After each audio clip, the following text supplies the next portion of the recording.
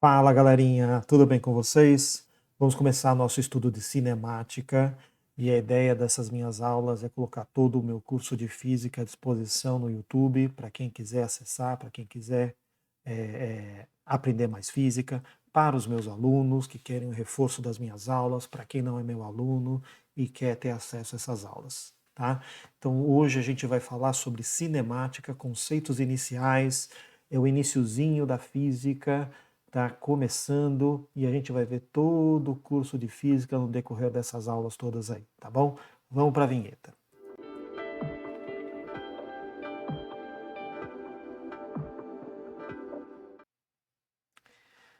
Muito bem, galerinha. Conceitos iniciais. Vamos começar então. O nosso curso ele começa com esse senhor aí, Galileu Galilei, que viveu entre 1564 até 1642. O Brasil estava ali sendo no início da colonização e esse senhor aí, um italiano, desenvolvendo o estudo da física, o estudo da cinemática. O que ele estava querendo entender? O que estava em tema na época, o que estava mais forte, a busca de conhecimento dos cientistas da época era o movimento dos planetas. Eles queriam entender como é que era o sistema solar. Tinha lá o modelo geocêntrico, de que a Terra estava parada, tinha o modelo heliocêntrico, de que o Sol estava no centro e os planetas em movimento. Então eles estavam querendo entender isso daí, como é que é o sistema solar. E o Galileu Galilei teve uma ideia legal. Para a gente poder entender o movimento dos corpos, vamos começar entendendo o movimento dos objetos aqui na Terra, para a gente poder entender melhor o movimento dos objetos no céu. Tá? Então aí está a definição de cinemática. A cinemática é o estudo do movimento dos corpos, sem preocupar-se com as causas desse movimento.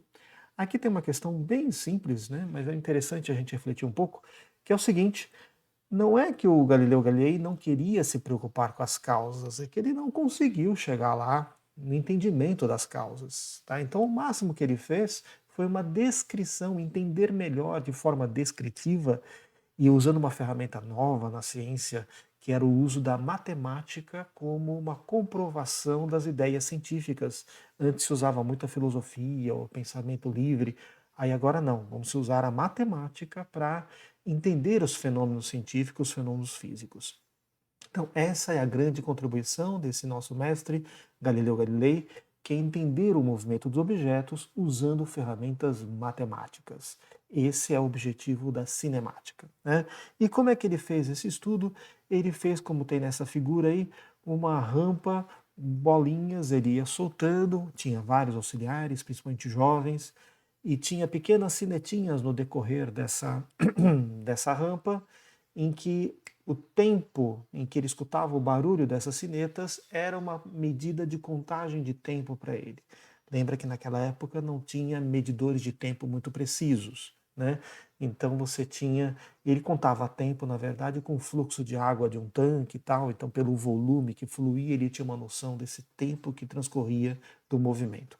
Esse é o nosso estudo inicial, é o movimento estudado pelo Galileu Galilei e seus auxiliares, usando rampas e bolinhas em movimento. Com isso, ele vai conseguir entender muita coisa do movimento, tá? Muitos detalhes, com introdução de ferramentas matemáticas, com equações, é uma coisa bem legal, bem bacana. Vamos então para o próximo slide. Primeiro conceito importante, gente. O que é movimento, o que é repouso? Já que a gente vai estudar corpos em movimento, a gente tem que tentar entender o que é, quando que um corpo está em movimento, quando que um corpo não está em movimento. E está na tela aí. Um corpo está em movimento quando sua posição varia em relação ao referencial. Caso sua posição não varie, ele estará em repouso. Né? Então, se você tem um objeto que está mudando de posição no decorrer do tempo em relação a um referencial, que é um outro objeto que você vai usar para medir essa posição, se essa posição estiver mudando, o objeto está em movimento. Se essa posição não estiver mudando, esse objeto não estará em movimento. E aqui a gente tem que pensar em alguns exemplos bem interessantes para a gente melhorar o entendimento desse conceito. Quero que você imagine uma pessoa caminhando com a mão levantada. Né? Então imagine essa pessoa caminhando. Em relação ao solo, ou em relação a você, essa pessoa que está caminhando com essa mão, né, ela está essa mão está em movimento em relação a você, porque ela está se movimentando, está saindo, está mudando a posição. Mas em relação à própria pessoa, né, se ela não estiver movimentando essa mão em relação a ela, essa mão estará em repouso. Então, o mesmo objeto em relação a você pode estar em movimento, mas em relação a outro observador pode estar em repouso. Dizemos que o conceito de movimento e repouso é um conceito relativo, porque depende do referencial adotado. Né? É, um outro exemplo. Imagine agora em onde você está vendo esse vídeo, tem um carro passando aí na rua. Em relação a você, esse carro que está passando está em movimento. Em relação ao carro, você está em movimento, porque está mudando a posição. Ele está mudando a posição em relação a você, então ele está em movimento em relação a você. Você está mudando de posição em relação a ele, então você está em movimento em relação a ele. Agora, mas Sérgio, eu estou parado e o carro que está em movimento. É porque intuitivamente você está usando o chão como referencial. Então, realmente, em relação ao chão, você está em repouso. Né? Se você estiver assistindo isso aqui num computador, alguma coisa assim, estiver num ambiente em repouso em relação ao sol. Agora, em relação ao chão, o carro que está passando pela rua está em movimento. Mas você, em relação a ele está mudando de posição em relação a você e você está mudando de posição em relação a ele, então você está em movimento em relação a ele está em movimento em relação a você. É um movimento que é para um e para o outro também. E se um objeto está em repouso em relação ao outro, também estará em relação ao primeiro. Né? Então, por exemplo, essa tela que você está vendo, essa aula, a menos que você esteja movimentando ela, você está em repouso em relação a ela e ela está em repouso em relação a você. Vamos pegar mais um exemplo, né? Um exemplo aí da Terra em volta do Sol. Você, nesse exato momento, está em movimento em relação ao Sol, porque o Sol está girando em volta da Terra. Né? Mas você, em relação à Terra, está em repouso, porque você não está mudando de posição em relação a ela. Bom, vamos então para o próximo tópico. Esse foi o tópico número 2. Tópico número 1. Tópico número 2. Ponto material ou corpo extenso. É um outro conceito. Essa aula, primeira aula, são conceitos iniciais, são palavras e termos que a gente vai usar durante todo o curso. Então é importante que você saiba o significado. Quando que um objeto pode ser considerado ponto material e quando que ele pode ser considerado um corpo extenso? Então está aí a definição. Um corpo é considerado um ponto material quando suas dimensões, ou seja, o seu tamanho, são desprezíveis, quando o seu tamanho é desprezível, quando comparado com o tamanho do movimento que ele está realizando. Então toma cuidado. O ponto material não é o tamanho do objeto em relação a você, em relação ao tamanho do corpo humano, mas é o tamanho do objeto em relação ao tamanho do movimento que ele está executando. Vamos pegar aqui dois exemplos que estão aí na tela. Primeiro exemplo, uma formiguinha. Uma formiguinha caminhando no seu dedo, o tamanho da formiga é pequeno e o tamanho do movimento também é pequeno. Então, nesse caso, essa formiga é um ponto material. Desculpa, é um corpo extenso. Porque os tamanhos são muito próximos. Agora, a formiguinha caminhando da onde você está até o quarteirão debaixo da onde você mora, olha o tamanho da formiga comparado com o tamanho do movimento. Nessa comparação, a formiguinha é muito pequenininha perto do tamanho do movimento que ela está fazendo, então nesse caso, ela é um ponto material. A formiguinha caminhando no seu dedo, os tamanhos são próximos, então é corpo extenso. Vamos pensar agora no segundo exemplo, o exemplo de um caminhão. Um caminhão indo da sua casa até o extremo oposto do Brasil, vai caminhar milhares de quilômetros, o caminhão é um pontinho. Então, nesse caso, nesse movimento, o caminhão é muito pequeno, ele é um ponto material. Agora, o mesmo caminhão fazendo manobra para estacionar, o tamanho do caminhão e o tamanho do movimento são muito próximos. Então, nesse caso, o caminhão torna-se um corpo extenso. Ah, mas Sérgio, qual que é o limite para falar que é ponto extenso ou ponto material? Corpo extenso ou ponto material? Não vai ser abordado esse limite. Tá? Isso daí não é assim que essa definição não é para isso. Não é assim, a partir desse ponto é ponto material, a partir desse ponto é corpo extenso. Não é. É assim. Se você é muito mais fácil você estudar um objeto considerando ele um ponto material, porque aí você não se preocupa com a forma do objeto, com detalhes do objeto, né? Então, por exemplo, você vai estudar o corpo humano. Se você estiver estudando o corpo humano com todos os seus detalhes, onde está o braço, onde está a perna, onde está a cabeça, fica um estudo muito mais complicado. É muito mais fácil você estudá-lo como um ponto, você reduz ele a um ponto. Basicamente, a gente reduz o objeto ao seu centro de massa. Então, seria aqui a região do umbigo do corpo humano. Então, você reduz o objeto a um ponto. Só que isso só é válido se ele estiver fazendo um movimento muito maior do que o tamanho do corpo do objeto. Aí você pode reduzir num ponto. Então é para facilitar a análise, é para facilitar o raciocínio, para facilitar os cálculos.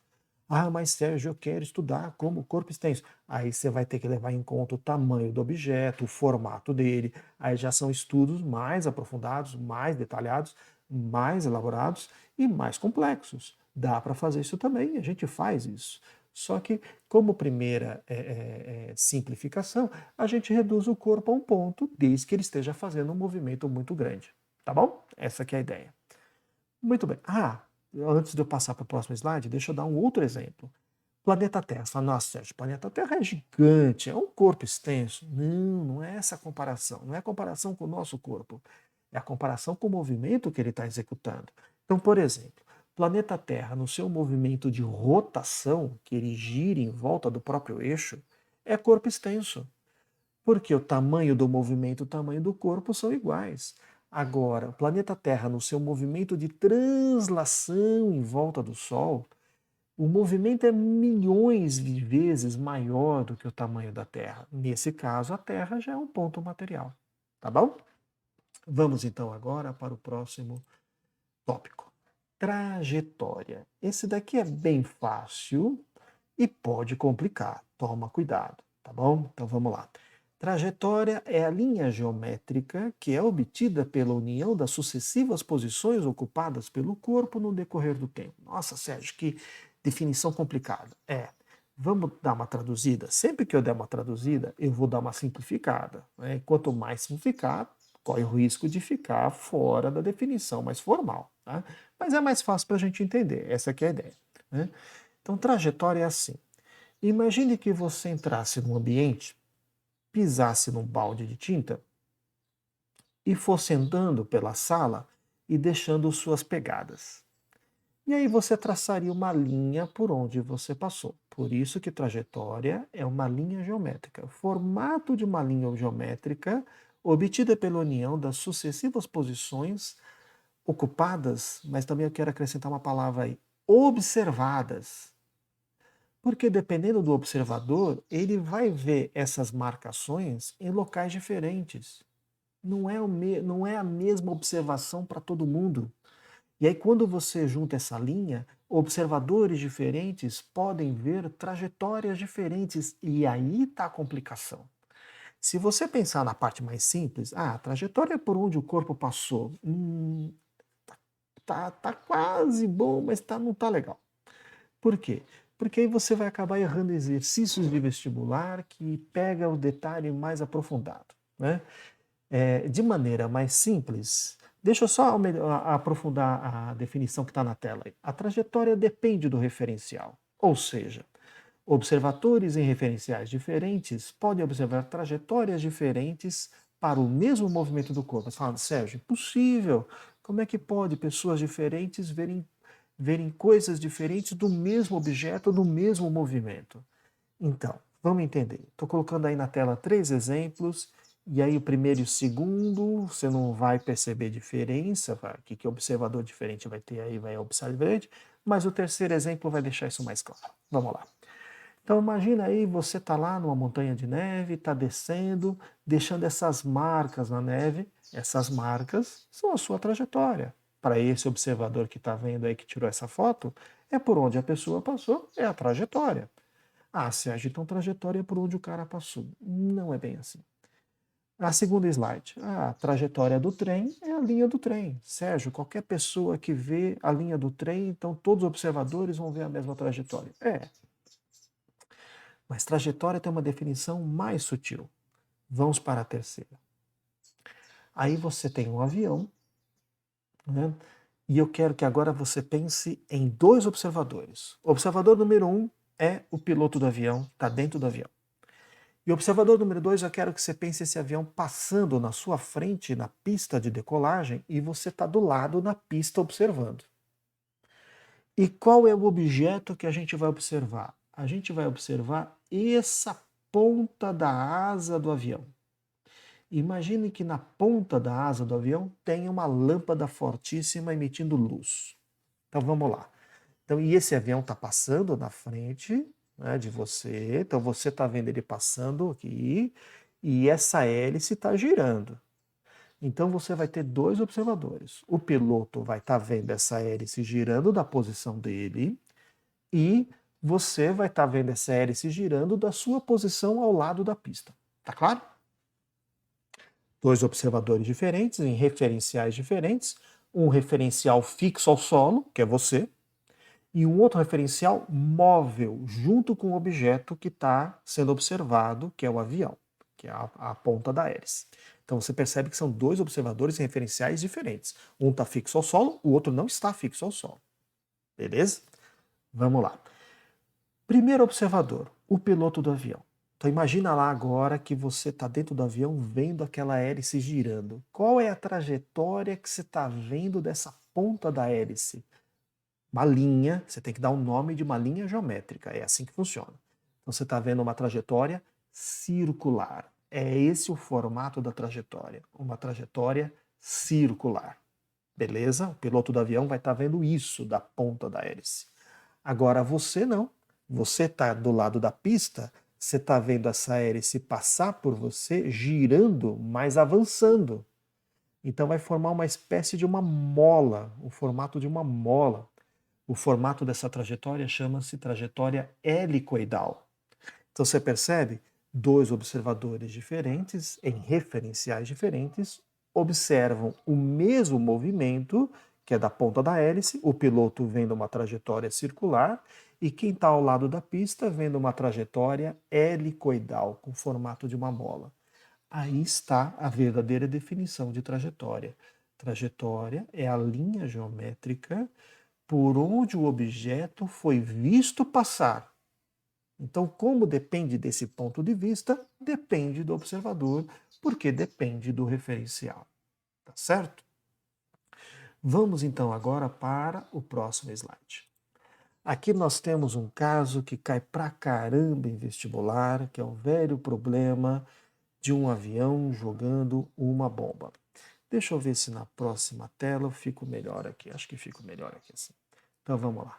Então esse caso é o caso que cai, tá bom?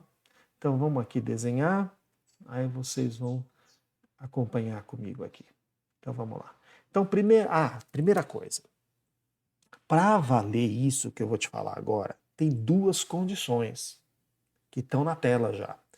Não pode ter resistência do ar, então não pode ter vento, tá? É como se fosse no vácuo, ou como se tudo fosse muito aerodinâmico, que o efeito do ar pode ser considerado desprezível, tá? Então não tem resistência do ar. E outra coisa, o avião tem que ter velocidade constante. Ele não pode aumentar a velocidade, para valer tudo que eu vou te falar nessa tela, o avião não pode aumentar de velocidade, o piloto pode aumentar, né? Aumenta lá a velocidade do avião. Ele não pode diminuir a velocidade do avião. Ele tem que manter a velocidade do avião constante para valer o que eu vou te mostrar aqui. E também não pode ter resistência do ar, tá bom? Então vamos lá. Na primeira tela, então faz de conta que temos dois observadores. Esqueci de falar quais são os dois observadores. Deixa eu aqui desenhar aqui, não está na tela desenhado. Então, observador número 1 é você aqui no avião, tá? Então aqui está observador número 1.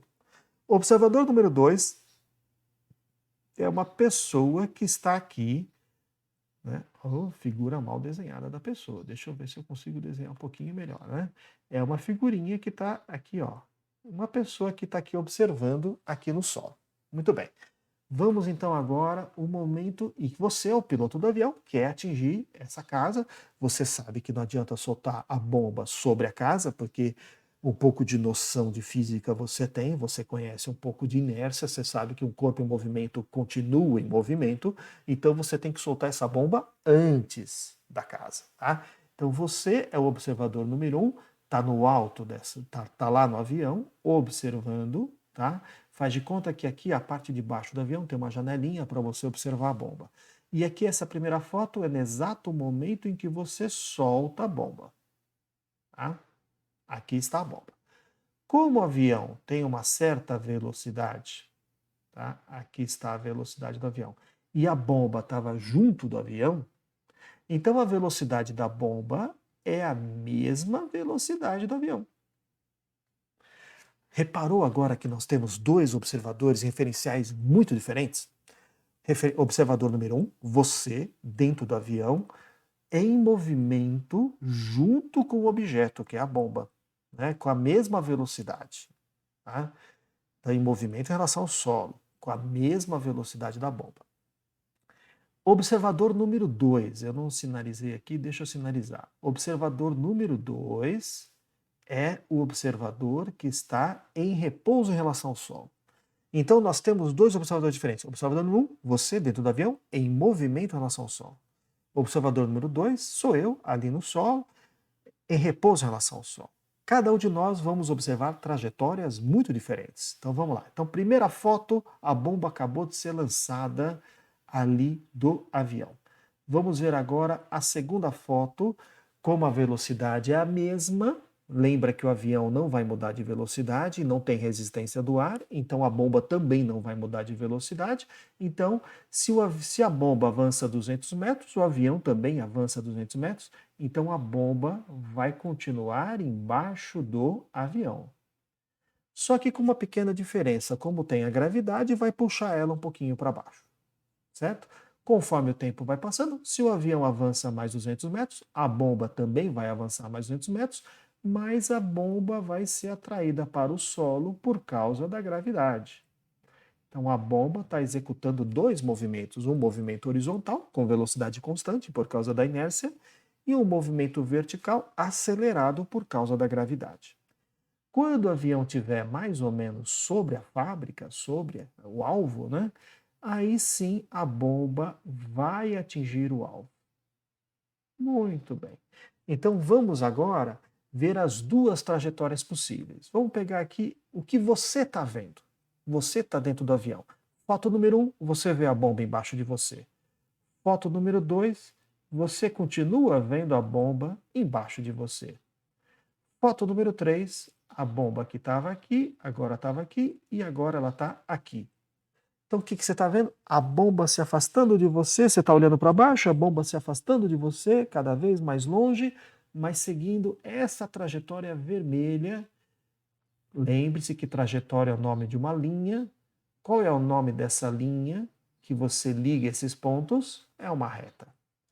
Então, para quem está no referencial móvel, junto com a bomba, está observando uma reta. Agora vamos ver qual vai ser a trajetória observada para quem está no referencial fixo ao solo. Então, primeiro, aqui vai ser difícil fazer um desenho bonitinho, por causa aqui da habilidade da caneta. Vou tentar, tá bom? Depois, o próximo slide é uma figura melhor, tá bom? Então, vamos agora ligar os pontos que eu estou vendo, eu que estou parado aqui em relação ao solo. Primeiramente, eu vi essa bomba nesse ponto. Depois, eu estou vendo a bomba nesse local. Depois, nesse outro local. E depois, nesse outro local. Eu vou ligar esses pontos aqui. Vamos pegar aqui uma cor azul. Aqui está a trajetória da bomba vista por mim. E quando você faz essa trajetória bem desenhadinha aqui, o nome dessa trajetória é parábola. Parábola. Então, meus amigos, agora para o vestibular ou para a sua prova, para quem está no referencial móvel, que você que está lá no avião, vai ver uma reta. E para quem está no referencial fixo ao solo, vai ver uma parábola. Tá bom? Vamos agora para o próximo slide, em que você vai ver uma figura melhorzinha, né? Então aqui está o formato de uma parábola, bem desenhadinha.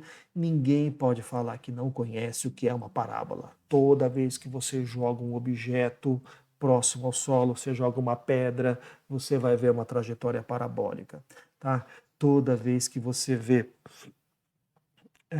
quando os rapazes vão no banheiro, vão fazer o número 1, a trajetória é uma parábola. Isso é super fácil de conhecer. Se você pegar um giz ali na frente da lousa e jogar esse giz, você, para quem está parado, vai observar uma trajetória parabólica. Inevitável, uma trajetória muito fácil, muito conhecida. Quem está no referencial fixo ao solo vai ver uma parábola. Quem está no referencial móvel vai ver uma reta. Beleza, gente? Vamos então agora, vou mostrar para vocês um vídeo bem interessante em que mostra justamente uma bomba sendo lançada de avião na época da Segunda Guerra, em que eram bombas que caíam só pela gravidade, como nesse caso aí, tá bom? Vamos ver isso daí, eu vou fazendo alguns comentários para vocês. Então vamos lá, então você está vendo aí alguns aviões, acho que o volume está bem baixinho, né? Então eles vão em comboio, aqui tem a câmera filmando, e aí tá os aviões, tem uma pessoa dentro do avião responsável por verificar se é o momento, olha lá, está vendo o alvo, isso aí está bem antes do alvo chegar, então tem câmeras, olha lá as bombas soltando, eu vou dar uma pausa aqui para você ver, ó, tá? Com uma trajetória retilínea que é vista claramente, tá?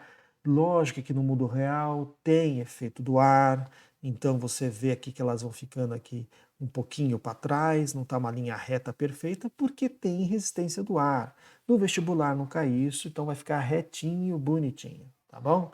Vamos continuar o vídeo aqui, as bombas vão caindo, olha lá, tá aqui ó, o efeito do ar claramente, cada bomba vai um pouquinho para lá, um pouquinho para cá, né, o vento, né? E aí depois de algum tempo, essas bombas atingem o alvo. Tem uma câmera agora que vai mostrar bem de cima, olha lá a bomba caindo, olha lá, bem apontando para baixo e atinge o alvo, né? E todas as consequências de bombas e tudo mais, que isso aí, né? Bom, se você está acompanhando esse vídeo até agora, é porque você está gostando da minha aula e eu não me apresentei no início, vou apresentar agora, né? Meu nome é Sérgio. Se você quiser, me acompanhe aí no Instagram, me acompanhe aí no meu canal Física Mega Power, se inscreva no meu canal. E eu gostaria que você divulgasse esse vídeo, esse meu curso de física, para os amigos da sua sala, para o pessoal que você estuda, para divulgar o meu canal e ele ficar mais, um algoritmo tal, e poder ter o maior alcance, tá bom? Agora o que a gente vai fazer? A gente vai para exercícios. Deixa eu só apagar essas coisinhas aqui. Vamos para exercícios, né? Que não adianta só você ter aula, você tem que treinar, você tem que ver como é que isso cai em vestibular, como é que isso é aplicado, tá bom? Vamos lá então? Exercício número 1. Heloísa, sentada na poltrona de um ônibus, afirma que o passageiro sentado à sua frente não se move. Então, a Heloísa está aqui sentadinha, está falando que o passageiro à sua frente não se move. Ou seja, ela fala, olha, ele está parado. Ela está certa. Em relação a ela, ele está parado. O motorista também está parado em relação a ela. O ônibus está parado em relação a ela. Não está mudando de posição. Ao mesmo tempo, Abelardo, sentado à margem da rodovia, vê o ônibus passar e afirma que o referido passageiro está em movimento. Ele também está certo, porque ele está no outro referencial. Em relação a ele está vendo a pessoa mudando de posição, está se aproximando dele, por exemplo. Então, para ele, está em movimento. Para ele, no referencial dele, o ônibus está em movimento, o motorista está em movimento. Então, vê o ônibus passar e afirma que o ônibus está em movimento. Os dois estão certos. Por quê? Movimento e repouso dependem do referencial adotado. De acordo com os conceitos de movimento e repouso usados em mecânica, explique de que maneira devemos interpretar as afirmações de Heloísa e Abelardo para dizer que ambas estão corretas. Bem simples, uma pergunta que caiu na Federal do Rio de Janeiro, era só explicar que os dois estão corretos porque estão em referenciais diferentes. E conceito de movimento e repouso depende do referencial adotado. Só isso já tá bom, ok? Então é uma pergunta aberta, né? A pergunta teste. Então você escreve um texto, os dois estão corretos, porque movimento e repouso dependem do referencial adotado. É isto. Vamos agora para o exercício 2. Olha lá. É a Olimpíada Internacional Jovem. Rafael levou seu carro a um lava-rápido que utiliza uma máquina de escovas rotativas. Os rolos giram e se deslocam sobre o carro e o motorista permanece no interior do veículo. Então, esse motorista está em repouso em relação ao carro. Esses rolos que vão limpando o carro vão passando pelo carro, começando na parte da frente e passando lá para a parte de trás. Então, esses rolos em relação ao carro, em relação ao motorista, estão em movimento, ok? Num determinado momento, o Rafael teve a impressão do carro ter se deslocado. Então, o que ele pensou? Em vez de eu pensar que os rolos estão indo para trás, você pode pensar que o rolo está parado e o carro está indo para frente. Pode. É um movimento relativo. Um está em movimento em relação ao outro. Você pode pensar que é o rolo indo para trás ou o carro indo para frente. Você pode ter essa sensação. Ao olhar para uma placa fixada na entrada do prédio do Lava Rápido, observou que, em relação a ela, o carro não se movimentou. Tá certo, né? Então ele percebeu que o carro estava parado, né? Que ele pegou um referencial fixo. Opa, eu sei que essa placa está parada, está na parede, então o carro não saiu, não se movimentou. Quem está se movimentando é o rolo para trás. Tá certo? Vamos ver qual a alternativa correta. Concluiu então que o carro deslizou devido à existência do shampoo? Não, o carro está parado, ele percebeu isso olhando a placa. Letra B. Em relação à placa, o carro realizou um movimento retilíneo? Não, a placa está parada porque ela está presa na parede, o carro ele percebeu que não se mexeu em relação à placa, então em relação ao solo o carro está parado. Letra C. Em relação aos rolos, o carro está em movimento. Sim, o rolo está se movimentando do início do carro para a parte traseira do carro, então o rolo está em movimento em relação ao carro e o carro está em movimento em relação ao rolo. Vamos deixar assim que aí não cobre, né, o texto, né? Tá? Então é isso mesmo. Em relação aos rolos, o carro está em movimento. E em relação ao carro, os rolos estão em movimento. A alternativa correta, letrinha C de cavalo. Letra C. É isto. Vamos então agora para o próximo slide. Questão número 4, número 3, caiu na Unesp. Vamos lá. A fotografia mostra. Deixa eu deixar na próxima tela. Quando for para as alternativas, eu mudo. Quem fica maior, mais fácil de ver, né? Número 3. A fotografia mostra um avião bombardeiro norte-americano B-52 despejando bombas. É diferente daquele vídeo que eu mostrei agora há pouco, que lá era um B-17. Né? Era um bombardeiro menor. Esse é um bombardeiro bem maior. B-52 despejando bombas sobre determinada cidade no Vietnã do Norte em dezembro de 1972. Então aquela coisa, né? As bombas aqui, ó, alinhadas, porque elas estão em movimento com a mesma velocidade do avião, então ficam alinhadas porque estão acompanhando o movimento do avião, todo mundo com a mesma velocidade. Quem está no avião vai ver uma trajetória retilínea, quem está em solo vai ver uma trajetória parabólica, como a gente já viu. Durante essa operação, o avião bombardeiro sobrevoou horizontalmente com velocidade vetorial constante a região atacada enquanto abandonava as bombas que, na fotografia tirada de outro avião em repouso em relação ao bombardeiro, repouso em relação ao outro avião significa que está com a mesma velocidade, então está acompanhando junto. Não está em repouso em relação ao solo, né? Esse outro avião está acompanhando junto, está com a mesma velocidade, então um avião em repouso em relação ao outro, porque tem a mesma velocidade. Em relação ao outro bombardeiro, aparecem alinhadas verticalmente sobre ele.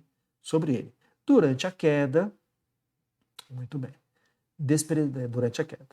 Desprezando-se a resistência do ar e a atuação de forças horizontais sobre as bombas, é correto afirmar que, então reparem, ó, desprezando a resistência do ar. Então tem tudo a ver com o que eu falei na aula. Desprezando a resistência do ar, ok? No referencial em repouso sobre a superfície da Terra, para quem está parado em relação ao solo, o que ele vai ver? Uma parábola, certo? Cada bomba percorreu uma trajetória parabólica. É essa mesmo, gente. Alternativa certa, letrinha A. Deixa eu colocar aqui né? Nesse outro slide aqui. Aqui, ó, alternativa correta, letrinha A. Pronto. Opa, agora não está querendo, agora vamos lá, agora sim. Letrinha A. E por que eu estou querendo escrever desse jeito? Vou escrever do jeito certo, com a canetinha aqui, fica mais fácil, né? Então, letrinha A. No referencial em repouso em relação à superfície da Terra, cada bomba percorreu a trajetória parabólica. É isso aí. Bom, meus amigos, tem um vídeo final aí para a gente encerrar essa aula, um vídeo muito bonitinho, muito bacana, tá? Então é o próximo slide aí.